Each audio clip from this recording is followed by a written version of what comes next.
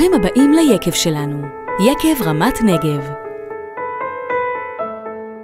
סיפורו של היקב מראשית דרכו ועד היום הוא למעשה סיפורה של משפחת צדוק. אב, אם, שני בנים ושתי כלות, שהתגייסו כולם לטובת חלום אחד משותף, לגדל דווקא כאן, במרחבים שטופי השמש, כרם של גפנים, ולייצר מהן יין ייחודי שאין עוד כמותו, יין מן המדבר.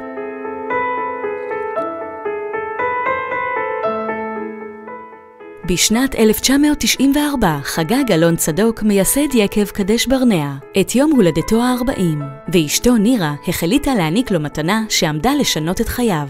כיוון שאנחנו מקדש ברנע כל כך הרבה שנים, 20 ומשהו שנה, ואני כל פעם צריך שורשים, אנחנו גרים במושב, בקצה העולם, מה מחבר אותנו לפה, הילדים גדלים. הוביל אותי לזה שבעצם אמרתי, יאללה, בוא נתחיל משהו חדש. אני רשמתי אותו לקורס יין בתל אביב. צריך לנסוע מהבית לתל אביב, לשתות יין, לתרום יין, ואז לחזור הביתה. בזמן הזה היה לי מספיק זמן לחשוב מה אני רוצה לעשות עם המשק, ואז בינגו, החלטתי שאני הולך להקים כרם יין ולבנות יקב. חלומו של אלון הפך למציאות, והגפנים הראשונות של יקב קדש ברנע ניטעו בחלקת משפחת צדוק בסוף אותה שנה. אבל היה זה רק צעד ראשון בדרך הארוכה והמאתגרת להקמת היקב, אותו ראה בחזונו. לי היה ברור שאם אני רוצה לייצר יין, אני חייב לבוא עם בשורה חדשה. אני לא יכול לקנות ענבים מרמת הגולן או מהרי ירושלים, אני צריך לבוא עם מוצר חדש, מוצר מעניין. יצור יין דווקא במדבר אינו רק פנטזיה של משוגעים לדבר. אל החום, האהבה ותשומת הלב המוקפדת שהושקעו בכל גפן, הצטרפו גם תנאי מזג אוויר וקרקע נדירים, שלא מתקיימים בשום מקום אחר בארץ. הימים החמים, הלילות הקרירים, האקלים היבש, והגפנים מצידן משיבות בשפע אהבה וגומלות בשפע של ענבים עסיסיים. בעצם זה שאנחנו מגלים במדבר, אנחנו נהנים משמש חזקה שמורידה את החומצה הטנית, ואנחנו נהנים בעצם מטנינים יותר רכים, יותר אלגנטיים, יותר נגישים, יותר נעימים לשתייה. הריחות שלו מאוד שופעים, מאוד עוצמתיים, יין מאוד ארומטי. בניחוח אחד אתה מרגיש מיליון טעמים שמגיעים לך ומגיעים מהנגב. מעולה. אפשר להריח פה שזיפים, דובדבנים, פירות יער.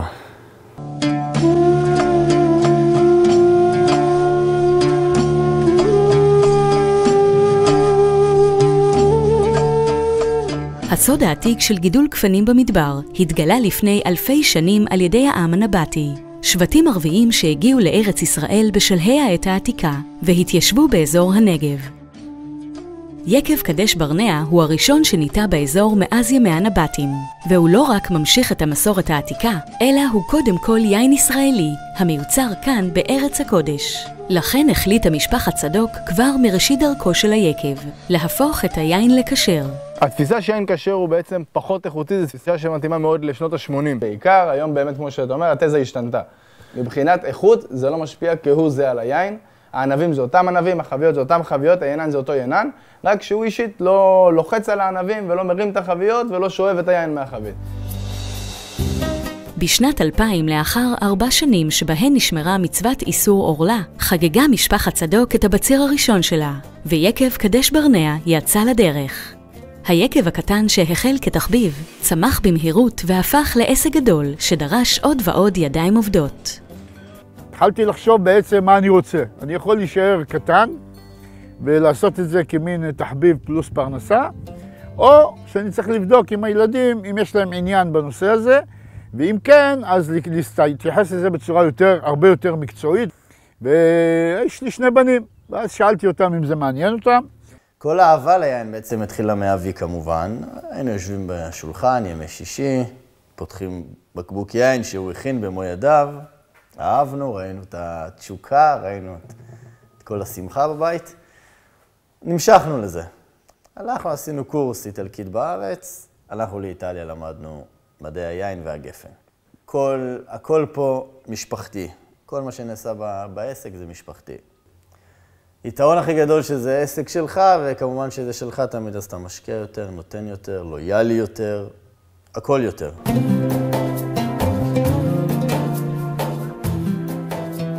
ביקב חשו כי הגיעה העת להפוך את היקב המשפחתי הגדל ליקב אזורי ממותג מתוצרת הנגב בלבד. כך שינה היקב את שמו ליקב רמת נגב, וכיום הוא מהווה נקודה מרכזית לקליטת ענבים ולייצור מגוון יינות מכרמים נבחרים הגדלים בנגב. ברמת נגב יש הרבה מאוד כרמי יין באופן יחסי. העניין הוא שהכרמים, שהם כרמים טובים וכרמים מעולים, שמוצאים ענבים מעולים ליין, הם משווקים להרבה מאוד יקבים, ולמעשה איבדו לגמרי את האיכות שלהם, כי לא נוצר מותג שהוא רמת נגב. ולכן, כשאנחנו התחלנו לגדול, לקחנו את זה בחשבון, שלא מספיק להיות יקב קדש ברנע, כדאי להיות יקב אזורי שמייצג אזור, ואזור טוב שצריך להעלות אותו על המפה. וזה תפקיד שלקחנו על עצמנו, ולכן שינינו את השם מיקב קדש ברנע ליקב רמת נגב. אנחנו קונים ענבים מאזור רמת נגב, מאזור הר הנגב, מאזור מצפה, ולאט לאט אנחנו מקווים שאנחנו נוכל לייצג את כל הקורמים של רמת נגב, והם יעלו על המפה ויכירו את האזור הזה כאזור שיודע לייצר גם ענבי יין איכותיים וגם יין איכותי. כמו בכל שנה, עד שהענבים יבשילו מחדש ויגיע זמן הבציר, דור העתיד של היקב כבר מחכה לתורו בקוצר רוח.